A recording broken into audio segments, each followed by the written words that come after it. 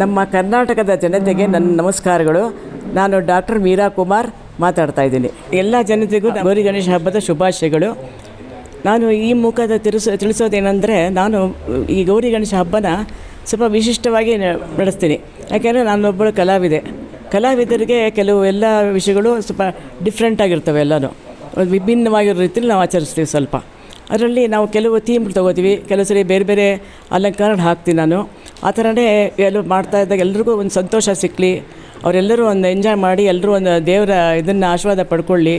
ಆಮೇಲೆ ಎಲ್ಲರೂ ಅದನ್ನು ನೋಡಿ ಅವರು ಇದೇ ಸಂಪ್ರದಾಯಗಳನ್ನ ಉಳಿಸ್ಕೊಳ್ಳಿ ಮುಂದೆ. ಇದಕ್ಕೆ ನಂಗೆ ತುಂಬ ಇಷ್ಟ ಆಗುತ್ತೆ ನನಗೆ. ಅದಕ್ಕೆ ಆದಷ್ಟು ಮಕ್ಕಳನ್ನ ಜಾಸ್ತಿ ಕರ್ಕೊಂಬನ್ನಿ ಅಂತ ನಾನು ಹೇಳ್ತೀನಿ. ಅವರ ಸ್ನೇಹಿತರ ಬಂಧು ಬಳಗಳನ್ನ ಎಲ್ಲರನ್ನೂ ಕರ್ಕೊಂಬನ್ನಿ ಅಂತ ನಾನು ಹೇಳ್ತಾ ಇರ್ತೀನಿ. ಯಾಕೆಂದರೆ ಆದಷ್ಟು ಇದು ಪ್ರಚಾರ ಆಗಲಿ ಅಂತ. ಯಾಕೆ ಎಲ್ಲರೂ ಇದು ಇವಾಗ ಎಲ್ಲರೂ ಗಂಡ ಹೆಂಡತಿ ಇಬ್ಬರು ಕೆಲಸಕ್ಕೆ ಹೋಗೋದ್ರಿಂದ ಅದು ನಾವು ಈ ಸಂಪ್ರದಾಯಗಳೆಲ್ಲ ಬಿಟ್ಟು ಹೋಗ್ತಾವೆ. ಎಲ್ಲ ಬಿಟ್ಟು ಹೋಗ್ತದೆ ಅಂತ ಹೇಳ್ತಾ ಇಲ್ಲದೇ ಇದ್ರೂ ಆದಷ್ಟು ಕಡಿಮೆ ಆಗ್ತಾಯಿದೆ. ಇವಾಗ ಮುಂದಿನ ಜನ್ರೇಷನ್ ಮಕ್ಕಳಿಗೆ ಗೌರಿ ಗಣೇಶ ಯಾರು ಅಂದರೆ ಗೊತ್ತಾಗೋದಿಲ್ಲ, ಆ ಥರ ಆಗಿಬಿಡುತ್ತೆ. ಅದಕ್ಕೆ ಬದಲಾಗಿ ಅವರು ಈ ನಮ್ಮ ಸಂಪ್ರದಾಯಗಳನ್ನ, ಗೌರಿ ಗಣೇಶನ ಇದು ಏನು, ಅದಕ್ಕೆ ಏನು ಅರ್ಥ, ಅದು ಯಾಕೆ ತಂದು ಪೂಜಿಸಬೇಕು, ಗೌರಿನ ಯಾಕೆ ಪೂಜಿಸಬೇಕು, ಇದೆಲ್ಲ ಒಂದು ಎಲ್ಲ ಕಡೆ ಅವೆಲ್ಲ ತಿಳುವಳಿಕೆ ಒಂದು ಅನುಕೂಲ ಆಗುವಂಥದ್ದು ಇದು ಸಂಭ್ರಮದ ಹಬ್ಬದ ಆಚರಣೆಗಳು. ನಮ್ಮಲ್ಲಿರೋ ಎಲ್ಲ ಹಬ್ಬಗಳು ಅಷ್ಟೇ, ನಾವು ಎಲ್ಲ ಒಂದೊಂದು ರೀತಿಯಲ್ಲಿ ಒಂದೊಂದು ಸಿಂಬಾಲಿಕ್ ಆಗಿರ್ತವೆ. ಎಲ್ಲರೂ ಅದನ್ನು ಆಚರಿಸಿದಾಗ ಅವ್ರಿಗೆ ಆದ ಅನುಭವಗಳು ಅವ್ರವ್ರಿಗೆ ಆಗ್ತಾ ಇರುತ್ತದೆ. ಸೊ ಅದಕ್ಕೋಸ್ಕರ ನಾವು ಎಲ್ಲ ಥರದ್ದು ಇವಾಗ ನಾವು 365 ದಿವಸನೂ ನಮ್ಮ ಕ್ಯಾಲೆಂಡರ್ ನೋಡಿದ್ರೆ ಪ್ರತಿದಿನವೂ ಒಂದೊಂದು ಹಬ್ಬಗಳಿರುತ್ತೆ ನಮಗೆ. ಒಂದೊಂದು ಜನಾಂಗಕ್ಕೆ ಒಂದೊಂದವ್ರಿಗೆ ಒಬ್ಬೊಬ್ಬರಿಗೂ ಒಂದೊಂದು ಥರ ಹಬ್ಬಗಳಿದ್ದೇ ಇರುತ್ತೆ.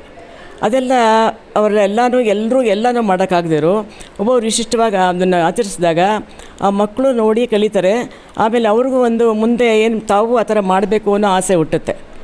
ಆ ಥರ ಇರುತ್ತೆ. ಅದಕ್ಕೋಸ್ಕರ ನಾನೇನು ಮಾಡ್ತೀನಿ, ಇದನ್ನು ಈ ಗೌರಿ ಗಣೇಶ ಹಬ್ಬದ ಆಚರಣೆನ ನಾವು ಮಾಡ್ತೀನಿ. ನಾನು ಬೇಸಿಕಲಿ ನಾನು ಆರ್ಟಿಸ್ಟ್ ಆದ್ದರಿಂದ ನನಗೆ ಆ ಕಲರ್ ಸ್ಕೀಮ್ಗಳೇ ತಿಳುವಳಿಕೆ ಇರುತ್ತೆ. ಯಾಕೆಂದರೆ ಒಂದಕ್ಕಿಂತ ಒಂದು ಪಕ್ಕದಲ್ಲಿ ಒಂದು ಇದ್ದಿದ್ದಾಗಲಿ, ಅಥವಾ ಒಂದೇ ವಿಗ್ರಹಕ್ಕೆ ನಾವು ಮಾಡೋ ವಿಗ್ರಹ ವಿನ್ಯಾಸ ಆಗಲಿ, ಒಂದಕ್ಕೊಂದು ಕನೆಕ್ಷನ್ ಇರುತ್ತೆ ಅದರೊಳಗೆ. ಯಾಕೆಂದರೆ ಒಂದೇ ಅದು ಸರಿಯಾಗಿ ಕಂಪೋಸಿಷನ್ ಆಗಿಲ್ಲದೆ ಇದ್ದರೆ ಒಂದು ಚಿತ್ರ ಹೇಗೆ ಕೆಟ್ಟೋಗುತ್ತೋ ಆ ಥರ ದೃಶ್ಯನೂ ಒಂದು ಕೆಟ್ಟೋಗುತ್ತೆ ಅವಾಗ. ಅದಕ್ಕೋಸ್ಕರ ಆದರೆ ಇಲ್ಲಿ ಒಂದು ದೈವಿಕತೆ ಇರುತ್ತೆ. ಇದು ಕೆಟ್ಟೋಗುವಂಥ ಅದೇ ಇಲ್ಲವೇ ಇಲ್ಲ ಇದರೊಳಗೆ. ಕೆಟ್ಟೋಗುವಂಥ ಸಂದರ್ಭನೇ ಬರೋದಿಲ್ಲ ಇಲ್ಲಿ. ಯಾಕೆ ನೀವು ಆದಷ್ಟು ಭಕ್ತಿಯಿಂದ ಮನಸ್ಸಿಟ್ಟು ಶುದ್ಧ ಮನಸ್ಸಿಂದ ಮಾಡಿದಾಗ ನಿಮಗೆಲ್ಲನೂ ಸಕ್ಸಸ್ ಆಗುತ್ತೆ. ಎಲ್ಲ ವಿಷಯದಲ್ಲೂ ಅಷ್ಟೇ, ಇದೊಂದೇ ಅಲ್ಲ ಆ ಥರ. ನಮ್ಮ ಗೌರಿ ಗಣೇಶ ನಾವು ಮಾರಾಟ ಮಾಡೋ ಇದರಿಂದ ಅಂಗಡಿಯಿಂದ ಮನೆಗೆ ತಂದಮೇಲೆ ನಾನು ಅದನ್ನು ಪೂರ್ತಿ ಇನ್ನೊಂದು ಸರಿ ಅದನ್ನು ಕಲರ್ ಮಾಡ್ತೀನಿ. ಕಲರ್ ಮಾಡಿ ಅದನ್ನು ಕಣ್ಣು, ಮೂಗು, ಬಾಯಿ ಎಲ್ಲನೂ ತಿದ್ತೀನಿ. ಬೇರೆ ಥರ ಅಂದರೆ ಗೌರಿ ಗಣೇಶ ಥರನೇ ಅವರು ಸ್ವಲ್ಪ ಸುಂದರವಾಗಿರೋ ಆ ಥರ ಬೇರೆ ಥರ ತಿದ್ದಿಬಿಟ್ಟು ಅದಕ್ಕೆ ವಸ್ತ್ರ ವಿನ್ಯಾಸ ಅಂದರೆ ಅದಕ್ಕೆ ಸೀರೆ ಉಡಿಸೋದು ಅದೆಲ್ಲ ಮಾಡ್ತೀನಿ. ನಮ್ಮ ಮನೆಯಲ್ಲಿರೋ ಇಬ್ಬರು ದೇವರಿದ್ದಾರೆ, ಅವರಿಬ್ಬರಿಗೂ ನಾನು ಬೇರೆ ಬೇರೆ ಅಲಂಕಾರಗಳನ್ನ ಹಾಕಿ ನಾನು ಸಂತೋಷ ಪಡ್ತೀನಿ. ಮತ್ತು ಬಂದಿರೋರಿಗೂ ಸಂತೋಷ ಆಗುತ್ತೆ ಇದರಿಂದ. ಅದು ಎಲ್ಲರೂ ಅವ್ರವ್ರ ಮಕ್ಕಳು ಕರ್ಕೊಂಬಂದು ತುಂಬ ಎಂಜಾಯ್ ಮಾಡ್ತಾರೆ ಮತ್ತು ಎಲ್ಲರಿಗೂ ತುಂಬ ಇಷ್ಟವೂ ಆಗುತ್ತೆ. ಇದು ಎಲ್ಲರೂ ಒಳ್ಳೆಯದಾಗಲಿ ಅಂತ ಹರಿಸು ಹೋಗ್ತಾರೆ. ಒಂದು ಊಟ ಮಾಡಿ ಸಂಭ್ರಮವಾಗಿ ಆಚರಣೆ ಮಾಡಿ ಎಲ್ಲರ ಜೊತೆಗೆ ಕಾಲ ಕಳೆದಾಗ ನಮ್ಮ ಲೈಫಲ್ಲೂ ಒಂದು ಪಾಸಿಟಿವ್ ಪವರು ಬಿಲ್ಡಪ್ ಆಗುತ್ತೆ. ಅದು ಒಳ್ಳೆಯದನ್ನು ಎಲ್ರಿಗೂ ತಿಳಿಸ್ಕೊಟ್ಟಂಗೂ ಆಗುತ್ತೆ. ಅದು ನನ್ನ ಮೇನ್ ಉದ್ದೇಶ. ಮೊದಲನೇದಾಗಿ ಚಂದ್ರನಲ್ಲಿ ನಾನು ಇಟ್ಟಿರುವಂಥ ಚಾಮುಂಡೇಶ್ವರಿ, ಅದರಲ್ಲಿ ವಿಶಿಷ್ಟವಾಗಿ ಅವಳಿಗೆ ಸೀರೆ ಉಡಿಸಿದ್ದೀನಿ. ಆಮೇಲೆ ಚಂದ್ರ ತದಿಗೆ ಚಂದ್ರನ ಇದೆ, ಅಲ್ಲಿ ಅವಳು ಸಿರಿಶಲ್ನ ಇಟ್ಕೊಂಡು ಕೂತಿದ್ದಾಳೆ. ಅವಳು ಬೋಲ್ಡಾಗಿ ಕೂತಿದ್ದಾಳೆ. ಅವಳು ನೋಡುವಾಗಲೇ ಒಂಥ ಸಂತೋಷ ಆಗುತ್ತೆ. ಅವಳು ಇವೆಲ್ಲ ಬಂದಾಗ ಅವಳ ಮುಖದಲ್ಲಿರೋ ಭಾವನೆಗಳೇ ಚೇಂಜ್ ಆಗಿಬಿಡುತ್ತೆ. ಅದು ನನಗೆ ಗೊತ್ತಾಗುತ್ತೆ ತುಂಬ. ಅದೆಲ್ಲ ನಮ್ಮ ಗುರುಗಳ ಆಶೀರ್ವಾದ. ಅದು ಅವರು ಇದನ್ನು ಹೇಳಿಕೊಟ್ಟು ಕಲಿಸ್ಕೊಟ್ಟು ಎಲ್ಲ ಮಾಡಿದ್ರಿಂದ ನಮಗೆ ಆ ಭಾವನೆಗಳನ್ನ ಅನುಭವಿಸೋದಕ್ಕೆ ತುಂಬ ಸಂತೋಷ ಆಗುತ್ತೆ ಇವಾಗ. ಆದರೆ ಎಲ್ಲರೂ ಬಂದಾಗ ಅವರೆಲ್ಲರೂ ಸ್ಮೈಲು, ಅವರ ಮುಖಭಾವ ಎಲ್ಲ ಚೇಂಜ್ ಆಗ್ತಾ ಇರುತ್ತೆ. ಅದನ್ನು ನಾನು ಚೆನ್ನಾಗಿ ಸೂಕ್ಷ್ಮವಾಗಿ ಗಮನಿಸಿದಾಗ ನನಗೆ ಅದೆಲ್ಲ ಅರ್ಥ ಆಗುತ್ತೆ. ಅದು ನಿಜವಾಗೂ ಆ ಥರ ಆಗ್ತಿರುತ್ತಲ್ಲ ನಮ್ಮ ಮನೆಯಲ್ಲಿ. ಇನ್ನೊಂದು ನೋಡಿದ ಕೆಳಗಡೆನೇ ಒಂದು ವಿಗ್ರಹ ಇದೆ. ಗಣೇಶನ ಮುಖನೂ ತಿದ್ದಿದಾಗಲೂ ಅಷ್ಟೇ ಅವನ ನೋಡಿದಾಗ ನಾನು ಪೂಜೆ ಮಾಡಿದಾಗ ನಾನು ಎತ್ಕೋ ಬಾ ಅಂತ ಕರಿತಾ ಇರೋಗಿರುತ್ತೆ. ಮುದ್ದು ಕೃಷ್ಣನ ಥರ ಮುದ್ದು ಗಣೇಶ, ಅವನು ಬಾಲ ಗಣೇಶ ಇರ್ತಾನೆ. ನನ್ನ ದೇವ್ರ ಮನೆಯಲ್ಲಿ ಆ ಥರ ಮಾಡಿದ್ದೀನಿ. ಅವ್ನು ನೋಡಿದಾಗೆಲ್ಲ ನನಗೆ ಪೂಜ್ಯ ಭಾವನೆಯೂ ಬರುತ್ತೆ, ಜೊತೆಗೆ ನನ್ನ ಮಕ್ಕಳನ್ನ ಎತ್ಕೋಬೇಕು ಅಂತ ಅನಿಸೋಷ್ಟು ಆಸೆ ಆಗುತ್ತೆ ಅವನ್ನ.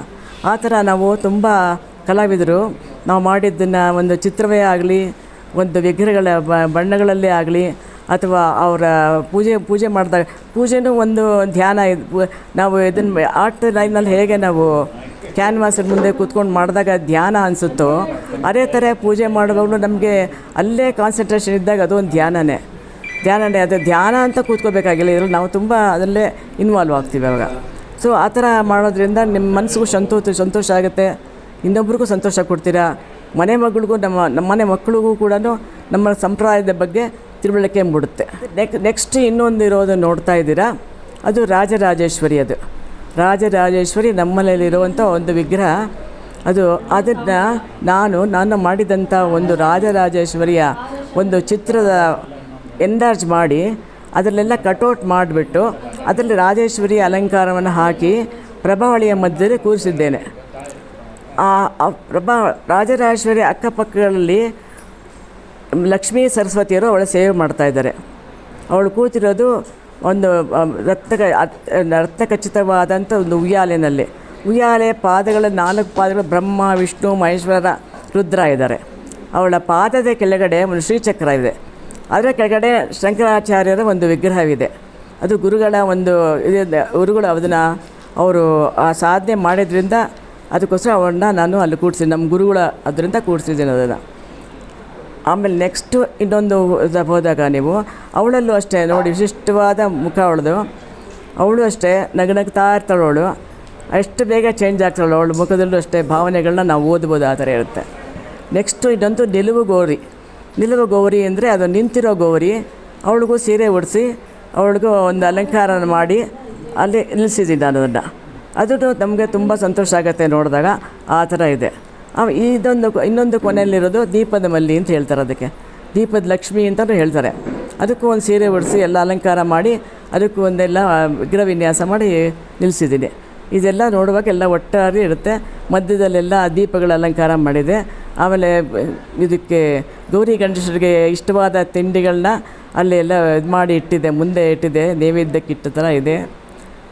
ಅದು ಎಲ್ಲ ದೇವರಿಗೆ ಅರ್ಪಣೆ ಇದೆ. ಅದಕ್ಕೋಸ್ಕರ ಅದನ್ನು ಮಾಡಿದ್ದೀನಿ ನಾನು. ಅವಳ ಭಾವನೆಗಳಲ್ಲಿ ಇರ್ತಾಳೆ ಅವಳೇ ಆದಂಥ ಭಾವನೆಗಳಲ್ಲಿ ಅವಳು ಮಗ್ನಳಾಗಿರ್ತಾಳೆ. ಅದು ನೋಡಿದಾಗ ನಿಮ್ಗೆ ಅನಿಸುತ್ತೆ ಆ ಥರ ಇದ್ದಾಳೆ ಅವಳು. ನಿಜಾನೇ ನೀವು ಹೇಳಿದ್ದದು ಅದಿದೆ. ಆದರೆ ಎಲ್ಲಿ ನೀವು ಹೇಳಿದ್ರಲ್ಲ ಈ ಕಡೆ ಇರೋದ್ರಲ್ಲಿ ಚಾಮುಂಡೇಶ್ವರಿಯಲ್ಲಿ ಅಲ್ಲಿ ರುದ್ರಭಾವನೆ ಇಲ್ಲ. ಅಲ್ಲಿ ನೋಡಿ ನೀವು ಶಾಂತ ಭಾವನೆ ಇದೆ. ಅಲ್ಲಿ ಶಾಂತವಾದ ಮೂರ್ತಿಗಳನ್ನ ನಾವು ಪೂಜೆ ಮಾಡುವಾಗ ಶಾಂತವಾದ ವಿಗ್ರಹಗಳನ್ನ ನಾವು ಅಥವಾ ದೇವರುಗಳನ್ನ ನಾವು ಪೂಜೆ ಮಾಡಬೇಕು. ಆ ಶಾಂತವಾಗಿರೋ ನಮ್ಮ ಮನಸ್ಸು ಶಾಂತವಾಗಿರುತ್ತೆ, ಆಮೇಲೆ ನಮ್ಮ ಮನೆಯೂ ಶಾಂತವಾಗಿರುತ್ತೆ. ಎಲ್ಲನೂ ಆ ಶಾಂತವಾಗಿರೋ ಇದು ವಾತಾವರಣ ಸೃಷ್ಟಿಯಾಗುತ್ತೆ ಅಲ್ಲಿ.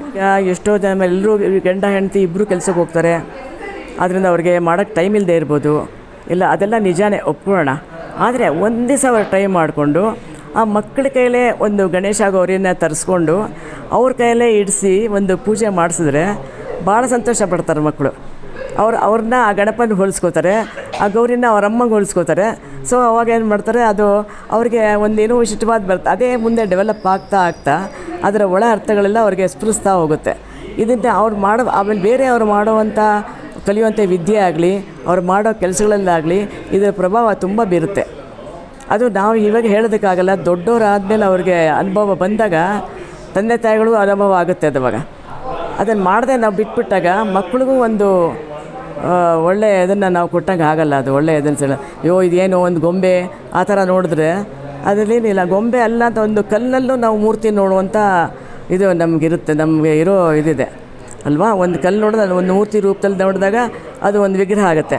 ಇಲ್ಲ, ಒಂದು ಕಲ್ಲೇ ಇಟ್ಬಿಟ್ಟು ನೋಡಿ ಒಂದು ಕಲ್ಲು ಇಟ್ಬಿಟ್ಟಿರ್ತಾರೆ, ಮಾರಮ್ಮ ದುರ್ಗಮ್ಮ ಅಂತೆಲ್ಲ ಮಾಡಿ ಒಂದು ಕಲ್ಲು ಇಟ್ಬಿಟ್ಟು ಪೂಜೆ ಮಾಡ್ತಿರ್ತಾರೆ. ಅವ್ರೇನು ನೋಡ್ತಾರೆ ಅದರೊಳಗೆ, ಬರೀ ಕಲ್ಲ. ಅದು ಹಾಗಾದ್ರೆ ಅವರು ಪೂಜೆ ಮಾಡ್ತಾರೆ, ಅದಕ್ಕೆ ದೈವಿಕತೆ ಬಂದುಬಿಟ್ಟಿರುತ್ತೆ.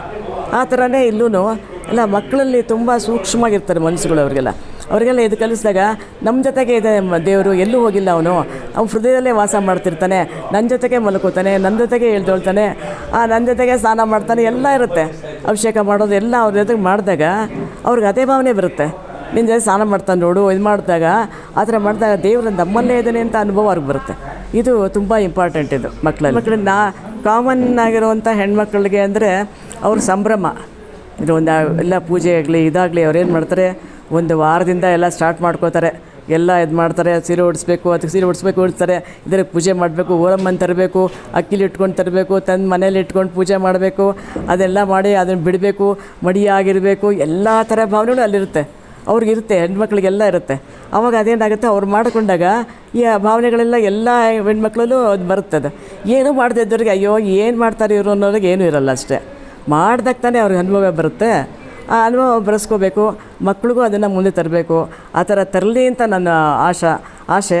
ಅದಕ್ಕೋಸ್ಕರ ನಾನು ಈ ಥರ ಎಲ್ಲ ಮಾಡಿ ಎಲ್ರೂ ಕರಿತೀನಿ. ಎಲ್ರಿಗೂ ಒಂದು ಇದು ಬರಲಿ, ಎಲ್ಲರೂ ಅಲ್ಲ ನಾನು ಕರೆದವರಲ್ಲಿ ಒಂದು 10 ಜನ ಮಾಡಲಿ, 5 ಜನ ಮಾಡಲಿ, ಅದೇ ನಂಗೆ ತುಂಬ ಸಂತೋಷ. ಯಾವಾಗಲೂ ಅದಕ್ಕೆ ಮಕ್ಕಳನ್ನೇ ಕರ್ಕೊಂಬನ್ನಿ ಅಂತ ಕರೆಕ್ಟಾಗಿ ಹೇಳ್ತೀನಿ. ಅದು ಅಲ್ಲಿರೋ ಸ್ನೇಹಿತರೆಲ್ಲ ಕರ್ಕೊಂಬನ್ನಿ ಅಂತ ಹೇಳ್ತೀನಿ. ಆದಷ್ಟು ಹೋದಾಗ ಅವ್ರು ಹೇಳ್ತಾರೆ, ಇಲ್ಲ ಮೇಡಮ್ ನಾನು ಹೋಗಿ ಮನೆಗೆ ಹೋಗಿ ನಾನು ಮಾಡ್ತೀನಿ, ನೆಕ್ಸ್ಟ್ ಟೈಮ್ ನಾನು ಮಾಡ್ತೀನಿ ಅಂತ ಹೇಳಿದವರು ಇದ್ದಾರೆ. ಆ ಥರ ನನಗೆ ತುಂಬ ಇಷ್ಟ ಆಗುತ್ತೆ. ನಮಸ್ಕಾರ.